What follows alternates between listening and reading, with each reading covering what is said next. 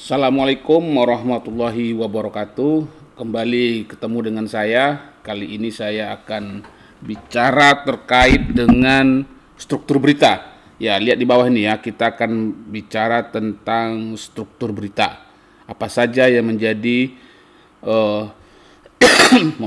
pedoman-pedoman kita dalam menyusun berita. Nah, penting dipahami oleh semua orang yang berminat pada dunia jurnalistik, khususnya wartawan ya. Struktur berita itu ada banyak, tapi yang paling gampang dipahami dalam konteks berita yang berbentuk straight news. Jadi ada tiga, ya kan, judul, ya kan, kemudian teras atau sering disebut dengan lead berita, kemudian isi atau news body. Nah, ini tiga struktur berita yang lazim dikenal. Jadi kalau judul itu biasa judul berita ya, kemudian teras atau news lead itu alinea atau kalimat pertama setelah judul. Jadi ada judul berita, kemudian kalimat pertama itu adalah teras.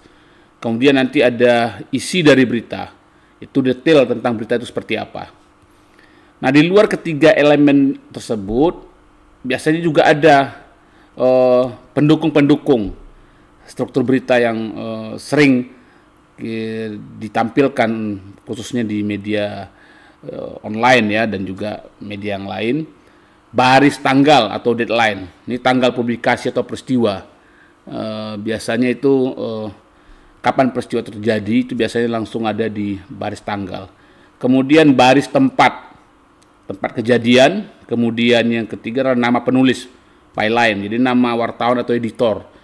Biasanya kalau di media-media online itu selalu di atas editornya gitu. Kemudian kalau di media cetak itu dia di bawah. Apakah dia masih calon reporter, biasanya pakai C gitu.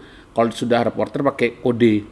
Ada yang pakai angka, ada yang nama gitu. Nah, model-model itu juga ada syaratnya ya, ada ketentuan-ketentuan yang mengatur.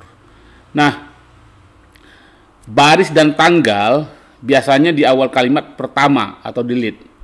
Nama penulis bisa ditempatkan di bawah judul atau di bawah naskah dengan nama lengkap, singkatan ataupun inisial gitu. Ini contoh ada berita nanti di bawah ini, silakan Anda perhatikan nanti beritanya, ya kan, nanti saya jelaskan mana yang disebut dengan judul, mana yang disebut dengan deadline, tanggalnya itu, mana yang disebut dengan penulisnya, ya kan, kemudian mana yang disebut dengan tempat. Ini struktur yang paling sederhana dalam membuat berita.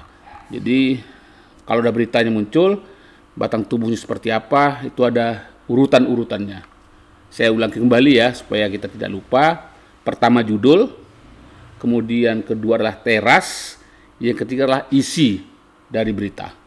Oke, untuk sementara itu penjelasannya, kita akan sambung dalam berbagai kesempatan yang lain. Terima kasih. Assalamualaikum warahmatullahi wabarakatuh.